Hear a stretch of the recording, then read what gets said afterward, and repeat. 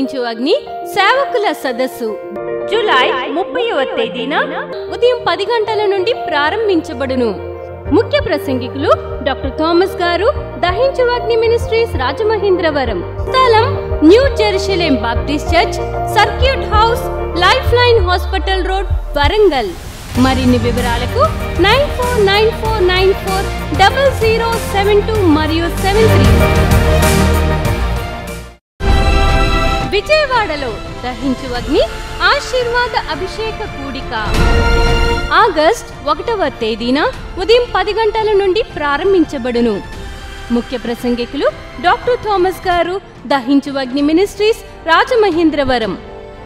స్థలం చాంద్ కళ్యాణ మండపం, రైల్వే స్టేషన్ దగ్గర, పూర్ణానందపేట, విజయవాడ. అన్ని వివరాలకు 9494940072 మరియు 73. రాజమహేంద్రవరంలో దహించు అగ్ని విడుదల సదస్సు ఆగస్ట్ 5, 6, 7 తేదీలలో ప్రతిరోజు ఉదయం 10 గంటల నుండి ప్రారంభించబడును. ముఖ్య ప్రసంగికులు పాస్టర్ చార్లెస్ గారు, చెన్నై, మరియు డాక్టర్ థామస్ గారు, డాక్టర్ శివ థామస్ గారు, దహించు అగ్ని మినిస్ట్రీస్ రాజమహేంద్రవరం. మీరు శాపములతో, చేతబడి శక్తులతో, మాంత్రిక శక్తులతో, అనారోగ్యముతో, ఆర్థిక ఇబ్బందులతో మరియు ఏ విధమైన బంధకాలతోనైనా బంధించబడి ఉన్నారా? అయితే రండి, ఈ కూడికలో పాల్గొని విడుదల మరియు ఆశీర్వాదం పొందండి. విడుదల పరిచర్యలో ఉన్న వారికి తర్ఫీదు ఇవ్వబడును. స్థలం దహించు అగ్ని ఆడిటోరియం, నటరాజ్ థియేటర్, రాజమహేంద్రవరం. మరిన్ని వివరాలకు 9494940072 మరియు 73.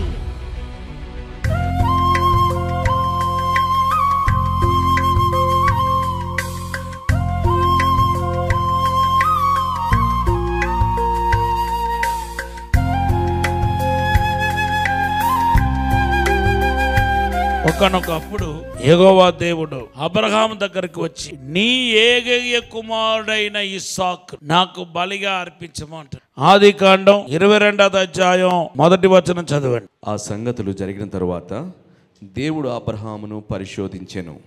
ఎట్లనగా ఆయన అబ్రహామా అని పిలువగా అతడు చిత్తము ప్రభువా అనెను.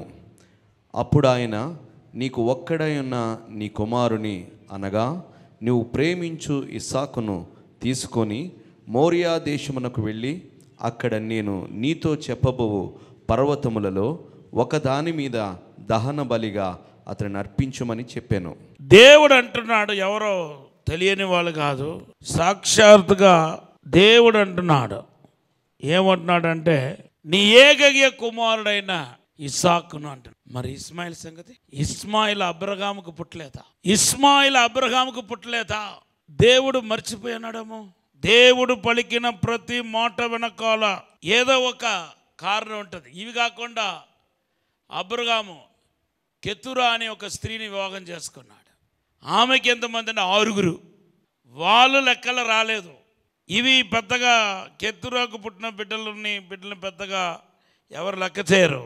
కానీ ఎక్కువ ప్రస్తావనకి వచ్చిన వ్యక్తి ఎవరంటే ఇస్మాయిల్. ఆదికాండ 25వ అధ్యాయం 2వ వచనములేమో కెతురాకు పుట్టిన బిడ్డల గురించి రాయబడి ఉంది.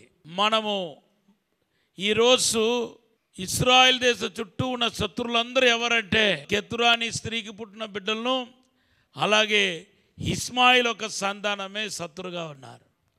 వేరెవరు శత్రు కాదు, మిద్యానులు అని బైబిల్లో వస్తూ ఉంటుంది. ఇది కెతురాకు పుట్టిన కుమారులు అన్నమాట, మిద్యానులు అన్నవాళ్ళు. దేవుడు అబ్రహాముకు ఇస్మాయిల్ పుట్టాడని తెలిసి కూడా, నీకు 2 కుమారులు ఉన్నారు కదా, వారిలో ఇస్సాకును సమర్పించు అంటే వేరేలాగా ఉంటుంది. నీ ఏకైక కుమారుడు ఇస్మాయిలు దేవుని దృష్టిలో లేడు. కెతురాకు పుట్టిన బిడ్డలు అసలే లేదు. దేవుని బిడ్డలారా, మన జీవితంలో దేవుడికి అర్పించాల్సిన అర్పణలు చాలా ఇంపార్టెంట్. మీరందరూ ప్రభువారికి అర్పణం అర్పిస్తున్న యాజకులు. నా లైఫ్లో మొట్టమొదటి వాగ్దానం 1988లో దేవుడు జూన్ 9వ తారీఖున నాకు ఇచ్చిన వాగ్దానం ఏంటో తెలుసా? పేతురు రాసిన మొదటి పత్రిక 2వ అధ్యాయం 9వ వచనంలో ఉన్న వాగ్దానం దేవుడు నాకు ఇచ్చాడు. దానిలో ఏముంది తెలుసా? మనమందరం యాజకుల సమూహమై ఉన్నాం. మనమందరం యాజక సమూహమై ఉన్నాం.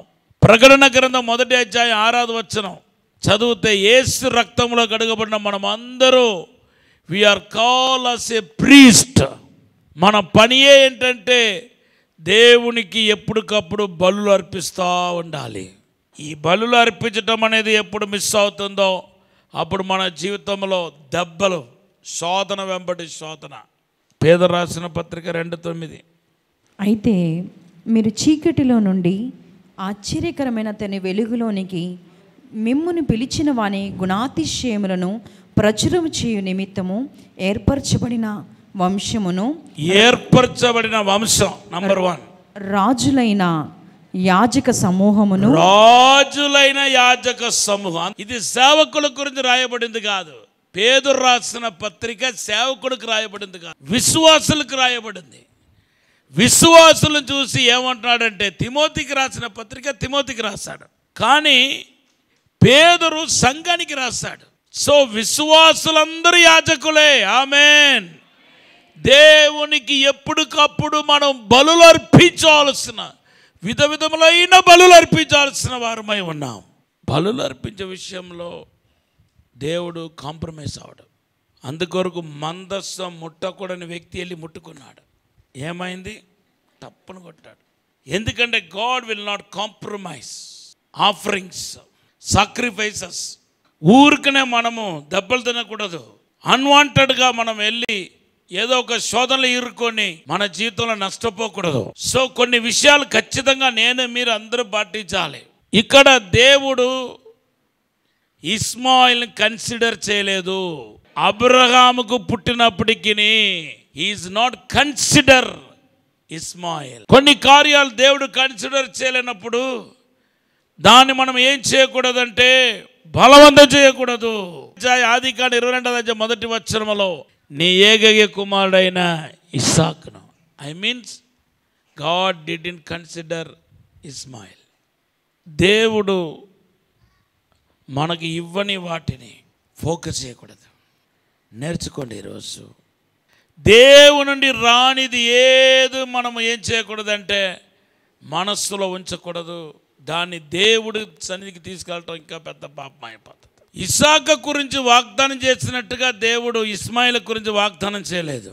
నువ్వు ఒక కుమారుని కంటావని ఇస్మాయిల్ గురించి చెప్పలా, ఇస్సాకు గురించి చెప్పాడు. 15, 16, 17 ఈ 3 అధ్యాయాలు 3 వెవ్వేరు ఆశీర్వాదాన్ని మనకు తెలియపరుస్తున్నాయి, వెవ్వేరు సత్యాన్ని తెలియపరుస్తున్నాయి. ఆదికాండం 15, 16, 17. 15లో ఏమో Abraham try to do the mistakes. Abraham పొరపాటు పడటానికి ప్రయత్నం చేస్తున్నట్టుగా మనకు కనపడుతుంది. ఏమంటున్నాడు?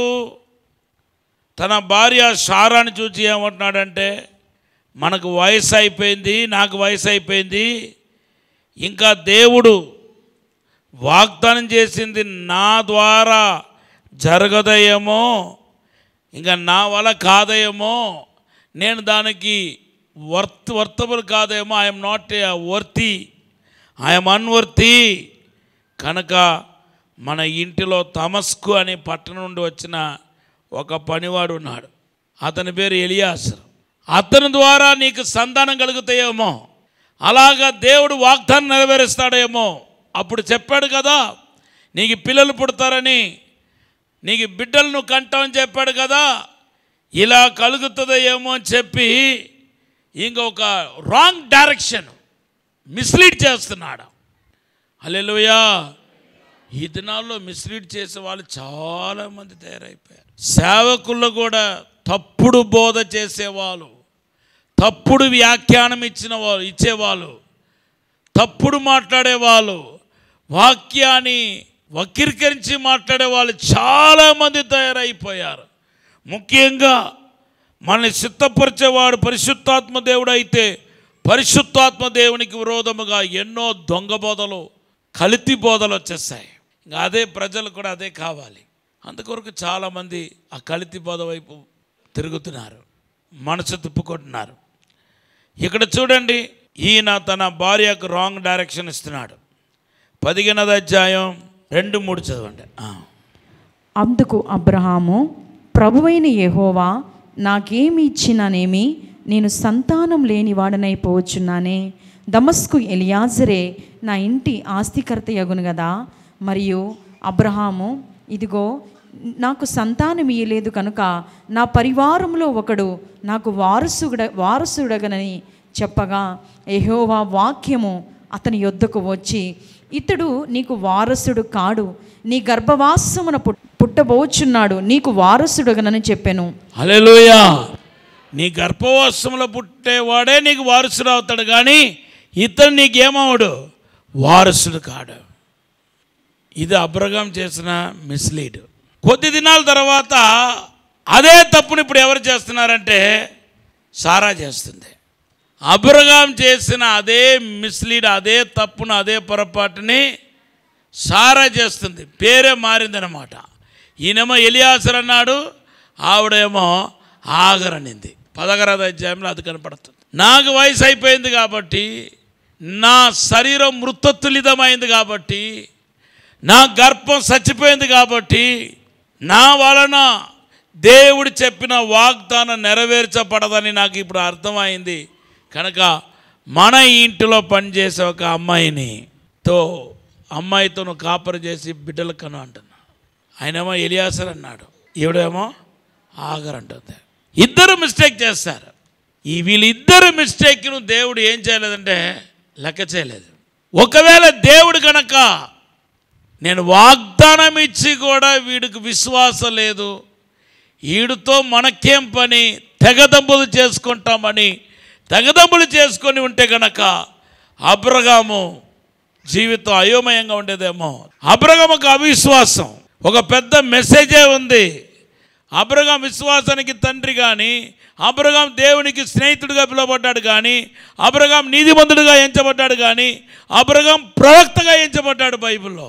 ఇంత పెద్ద ప్రవక్త, మొట్టమొదటి ప్రవక్త ఎవరంటే అబ్రహాము. మొట్టమొదటి స్నేహితుడు అన్నవాడు ఎవరంటే అబ్రహాము. మొట్టమొదటి విశ్వాసానికి తండ్రి ఎవరంటే అబ్రహాము. కానీ ఇంత మంచి విరుదు కలిగిన వాడైనప్పటికీ ఏం చేశాడు చెప్పండి, పొరపాటు పడ్డాడు.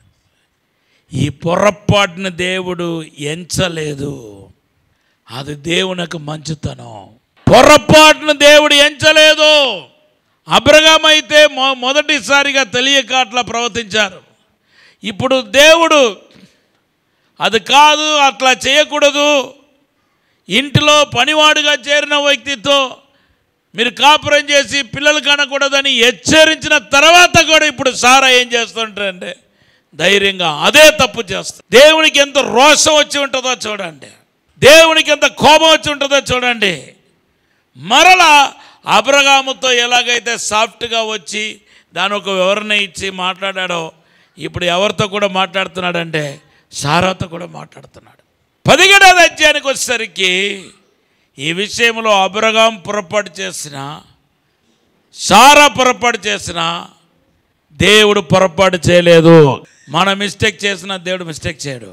మనల్ని దేవుడు కాపాడుతాడు, రక్షిస్తాడు. బలుల విషయానికి వచ్చేసరికి మనం ఏం చేయకూడదంటే, దేవుడు ప్రతిష్ఠ చేయలేనిది, దేవుని నుండి రానిది దేన్ని దేవుని ముందు తీసుకెళ్ళకూడదు. అసలు మీ చేతుల దగ్గర కూడా మీ దగ్గర కూడా ఉండకూడదు. దేవునికి హేయమైనవి ఏది ఉండకూడదు. దేవుడు తిరస్కరించినవి, దేవుడు ఇష్టపడనవి ఏది మీ జీవితంలో కనబడకూడదు. మనకి జ్ఞానం దేవుడే ఇస్తాడు, తెలివి దేవుడే ఇస్తాడు, అభిషేకం దేవుడే ఇస్తాడు, ఆత్మీయత దేవుడే ఇస్తాడు, ప్రార్థన దేవుడే ఇస్తాడు, విశ్వాసం దేవుడే ఇస్తాడు. విశ్వాసాన్ని ప్రారంభించేవాడు, దాన్ని కొనసాగించేవాడైనా యేసు వైపు చూస్తూ చివరికి నీకు కావాల్సిన ధనమంతా దేవుడే ఇస్తాడు. గట్టిగా హల్లెలూయా చెప్పండి. అన్ని A to Z నీకు కావాల్సిన సమస్తం దేవుడే ఇస్తాడు. దేవుడు ఇచ్చింది దేవుడికి ఇవ్వటంలో తప్పు లేదు. కానీ దేవుడు ఇవ్వలేని వాటిని దేవుడి ముందు తీసుకువెళితే అది దేవుని ఆయాసపరిచినట్టు, హేయం దేవుని దుఃఖపెట్టినట్టు అవుతుంది. రెండవదిగా ఇస్సాకును కన్సిడర్ చేసి ఇస్మాయిల్ ఎందుకు దేవుడు కన్సిడర్ చేయలేదంటే, అక్కడ ఎందుకు ఏకైక కుమారుడు అని సంబోధించాడంటే, ఇది అబ్రహాము వాక్యానుసారముగా ప్రవచనానుసారముగా పొందుకున్న వ్యక్తి కాదు. ఎవరు? ఇస్మాయిల్. ఇస్సాకుకు వాగ్దానం ఉంది. ఆమేన్. కేటిగా ఆయన వాగ్దాన కుమారుడు. 17వ అధ్యాయం చూడండి, ఆదికాండం 17వ అధ్యాయం. దేవుడు నీ భార్య అయిన శారా నిశ్చయంగా నీకు కుమారుని కనును, నీవతనికి ఇస్సాకు అని పేరు పెట్టుదువు. అతని తర్వాత అతని సంతానము కొరకు నిత్య నిబంధనగా నా నిబంధనను అతనితో స్థిరపరిచెదను. కేటిగో హల్లెలూయా చెప్పండి. హల్లెలూయా. చూడండి, ఇక్కడ దేవుడు ఇస్సాకు గురించి క్లియర్గా స్పెసిఫిక్గా వాక్ ద్వారా మాట్లాడుతున్నాడు, ప్రవచనం ద్వారా మాట్లాడుతున్నాడు. ఇలా ఎవరి గురించి మాట్లాడలేదు దేవుడు? ఇస్మాయిల్ గురించి మాట్లాడలేదు దేవుడు. ఇంకా పైగా ఇవి జరిగిన తర్వాత దేవుడు కన్సిడర్ చేయలేదని తెలిసిన తర్వాత మరలా ఎలాగైనా సరే ఇస్మాయిల్ని ఇస్సాకుతో యాడ్ చేయాలని ఉద్దేశంతో ఇంకొకసారి దేవుడి దగ్గర అడుగుతున్నాడు. 17వ అధ్యాయం 18వ వచనం. అబ్రహాము ఇష్మాయేలు నీ సన్నిధిని బ్రతుకును అనుగ్రహించమని దేవునితో చెప్పగా, దేవుడు నీ భార్య అయిన శారా నిశ్చయముగా నీకు కుమారుని కనును, నీవతనికి ఇస్సాకు అను పేరు పెట్టుదువు. హల్లెలూయా. సో ఆ ఊసలు ఎత్తలేదు అబ్రహాం అడిగినప్పుడు. ఎందుకంటే మనము వాక్యానుసారంగా లేకపోతే ప్రవచనానుసారంగా ఏదైనా కలిగి ఉంటే అవి దేవుని దృష్టిలో హేయమైనదిగా మనం గుర్తించాలి. ఎప్పుడు మనం ఆత్మీయతలు ఎదగటానికి, బలపడటానికి, అభిషేకించబడటానికి షార్ట్ కట్ వెతకకూడదు, వంగర మార్గాన్ని వెతకకూడదు. మోకాళ్ళ ఉండి దేవుని సన్నిధిలో అడిగి పొందుకుంటున్న ఆశీర్వాదమే డిఫరెంట్గా ఉంటాయి. గట్టిగా ఒక హల్లెలూయా చెప్పండి. అలాగే సెక్యులర్ జాబ్ చేసే వాళ్ళు కూడా మన నీతిగా నిజాయితీగా దేవుని నుండి ఇచ్చిన ఆశీర్వాదమే మనకు ఆశీర్వాదం. దేవుడి నుండి మనం ఏదైనా పొందుకొని దాన్ని బట్టి మనం ఆనందించాలి. దేవుడిచ్చిన అద్దె ఇల్లు ఎంతో 1000 రెట్లు బెటర్. అక్రమంగా మనం సొంత ఇల్లు సంపాదించడం కంటే దేవుడిచ్చిన అద్దె ఇల్లు ఎంతో మేలు, ఎంతో ఆశీర్వాదం. వీళ్ళు ఇద్దరిలో కారణం ఏంటంటే, అబ్రహామేమో ఎలియాసర్ దగ్గరికి వెళ్ళమని సారాను ప్రేరేపించాడు, సారా ఏమో ఆగర్ దగ్గరికి వెళ్ళమని ప్రేరేపించింది. ఎందుకంటే తొందరపాటు, మనకు తొందరపాటు ఆత్మీయతలో పనికిరాదు. దేవుడు వాగ్దానం చేస్తాడంటే ఖచ్చితంగా నీ జీవితంలో నెరవేర్చే తీరుతాడు. ఒకవేళ ఆయన సమయానికి మన సమయానికి కొంచెం లేట్ అవ్వచ్చేమో, దేవుడు నీకు ఏదైతే వాగ్దానం చేస్తాడో ఆ వాగ్దానాన్ని ఖచ్చితంగా నెరవేర్చే తీరుతాడు. అప్పుడు దాకా ఓపికతో మనము పరిగెత్తాలి, దేవుని దగ్గర సహనం అడగాలి, శక్తి అడగాలి. ఆగర్ ద్వారా పుట్టిన ఇస్మాయిల్ బట్టి ఈనాటి వరకు ఇశ్రాయేల్ ప్రజలకు పెద్ద శోధన కింద, తలనొప్పి కింద తయారయ్యారు. ఇంకా నయం, దేవుడు సారా మరి బుద్ధి మార్చుకుంది, జాగ్రత్త పడింది.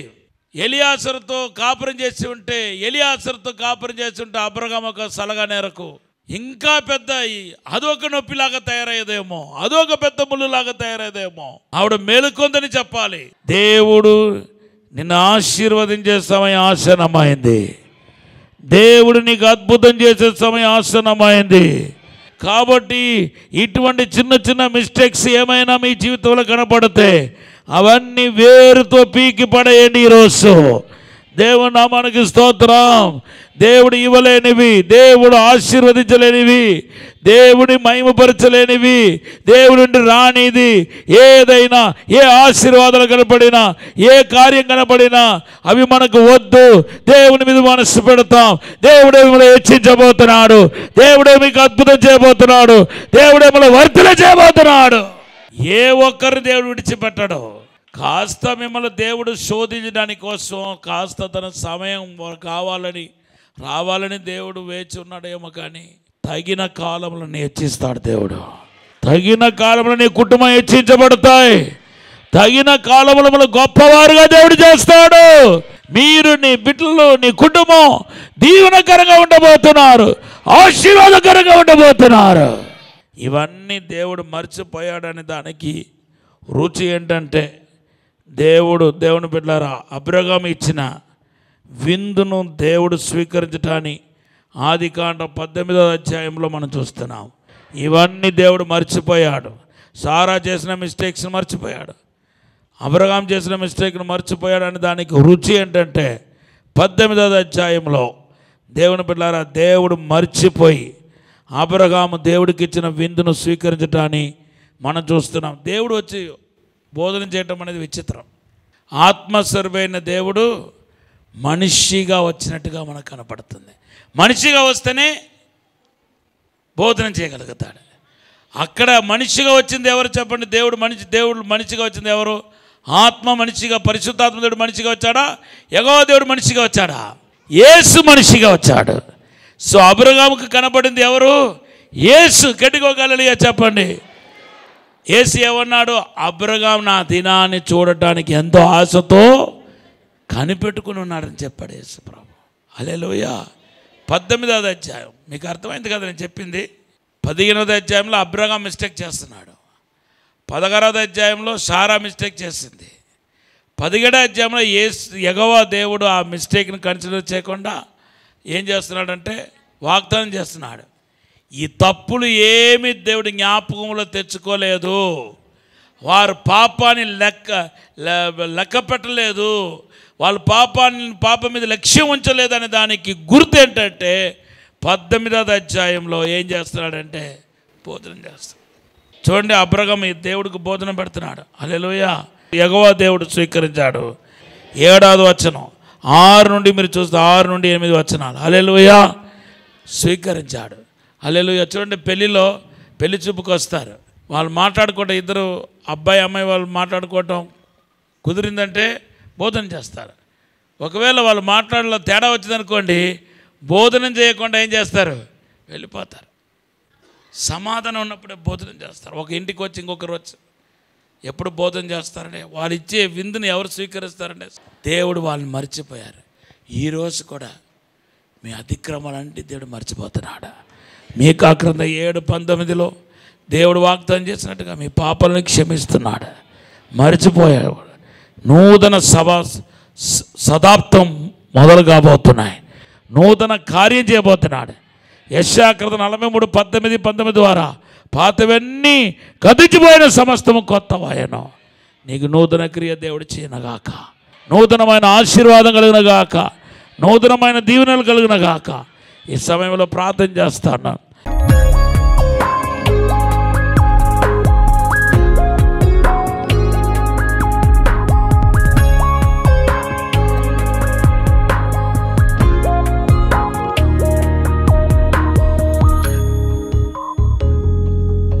పరిశుద్ధము నమ్మకమైన పరలోక తండ్రి, నీకు వందనాలు, స్తోత్రాలు ప్రభా. తండ్రి, సారా అలాగే అబ్రహాం చేసిన పొరపాట్లు క్షమించాను దానికి గుర్తుగా 18వ అధ్యాయంలో వారు ఇచ్చే విందును మీరు స్వీకరించారు ప్రభా. నువ్వు దేవుడైనప్పటికీ నా ఆత్మస్వరూపిగా వచ్చి ఆ మనిషిగా వచ్చి నేను తండ్రి స్వీకరించారు ప్రభా. అయ్యా తండ్రి ప్రభా, మమ్మల్ని కూడా క్షమించినందుకు వందనాలు తండ్రి. మిమ్మల్ని అందరినీ ప్రభు క్షమించాను అంటున్నాడు, మిమ్మల్ని పరిశుద్ధపరచాను అంటున్నాడు, మీరు శుద్ధీకరించబడ్డారంటున్నారు. ఇప్పుడు ఆశీర్వదించండి ప్రభా. యేసు నామములో విడుదల కలుగునగాక, యేసు నామములో అభిషేకం దిగునగాక, యేసు నామములో స్వస్థత కలుగునగాక, యేసు నామములో దైవిక ప్రసన్న ఆవరించునగాక, యేసు నామములో దేవుని యొక్క మహిమ ఆవరించునగాక. ఇప్పుడు ఆశీర్వదించండి. ఇప్పుడే తాకుమని దీవించి బలపరచమని యేసు నామములో అడిగి వేడుకుంటున్నాము తండ్రి. ఆమేన్. వరంగల్లో దహించు అగ్ని సేవకుల సదస్సు జూలై 30వ తేదీన ఉదయం 10 గంటల నుండి ప్రారంభించబడును. ముఖ్య ప్రసంగికులు డాక్టర్ థామస్ గారు, దహించు అగ్ని మినిస్ట్రీస్ రాజమహేంద్రవరం. స్థలం new Jerusalem Baptist church, circuit house, life line hospital road, Warangal. మరిన్ని వివరాలకు 9494940072 మరియు 73. విజయవాడలో దహించు అగ్ని ఆశీర్వాద అభిషేక కూడిక ఆగస్ట్ 1వ తేదీన ఉదయం 10 గంటల నుండి ప్రారంభించబడును. ముఖ్య ప్రసంగికులు డాక్టర్ థామస్ గారు, దహించు అగ్ని మినిస్ట్రీస్, రాజమహేంద్రవరం. స్థలం చాంద్ కళ్యాణ మండపం, రైల్వే స్టేషన్ దగ్గర, పూర్ణానందపేట, విజయవాడ. ఇన్ని వివరాలకు 9494940072 మరియు 73. రాజమహేంద్రవరంలో దహించు అగ్ని విడుదల సదస్సు ఆగస్ట్ 5, 6, 7 తేదీలలో ప్రతిరోజు ఉదయం 10 గంటల నుండి ప్రారంభించబడును. ముఖ్య ప్రసంగికులు పాస్టర్ చార్లెస్ గారు, చెన్నై, మరియు డాక్టర్ థామస్ గారు, డాక్టర్ శివ థామస్ గారు, దహించు అగ్ని మినిస్ట్రీస్, రాజమహేంద్రవరం. మీరు శాపములతో, చేతబడి శక్తులతో, మాంత్రిక శక్తులతో, అనారోగ్యముతో, ఆర్థిక ఇబ్బందులతో మరియు ఏ విధమైన బంధకాలతోనైనా బంధించబడి ఉన్నారా? అయితే రండి, ఈ కూడికలో పాల్గొని విడుదల మరియు ఆశీర్వాదం పొందండి. విడుదల పరిచర్యలో ఉన్న వారికి తర్ఫీదు ఇవ్వబడును. స్థలం దహించు అగ్ని ఆడిటోరియం, నటరాజ్ థియేటర్, రాజమహేంద్రవరం. మరిన్ని వివరాలకు 9494940072 మరియు 73. ఇది కుటుంబ ఆశీర్వాద కూడిక. ఇక్కడ మేము మా కుటుంబాలను కట్టుకున్నాం. మరి మీరు? అయితే ప్రతి శుక్రవారం రాజమహేంద్రవరంలో జరిగే ఈ కుటుంబ ఆశీర్వాద కూడికలో పాల్గొనండి. ఈ కూడిక జరుగు స్థలం దహించు అగ్ని ఆడిటోరియం, నటరాజ్ థియేటర్, రాజమహేంద్రవరం. సికింద్రాబాద్ లో దహించు అగ్ని అద్భుత అసాధారణ కూడిక ప్రతి శనివారం సాయంత్రం 5 గంటల నుండి ప్రారంభించబడును. స్థలం SPG church ground, alpha hotel వెనుక, సికింద్రాబాద్. మరిన్ని వివరాలకు 9494940074 మరియు 75. రాజమహేంద్రవరం దహించు అగ్నిలో ఇప్పుడు 2 ఆదివారపు ఆరాధనలు. మొదటి ఆరాధన ఉదయం 7:30 నుండి 10 గంటల వరకు మరియు రెండవ ఆరాధన ఉదయం 10:30 నుండి మధ్యాహ్నం 1 గంట వరకు. తప్పక పాలు పొందండి, దైవిక ఆశీర్వాదం పొందండి. స్థలం దహించు అగ్ని ఆడిటోరియం, గోకవరం బస్టాండ్ దగ్గర.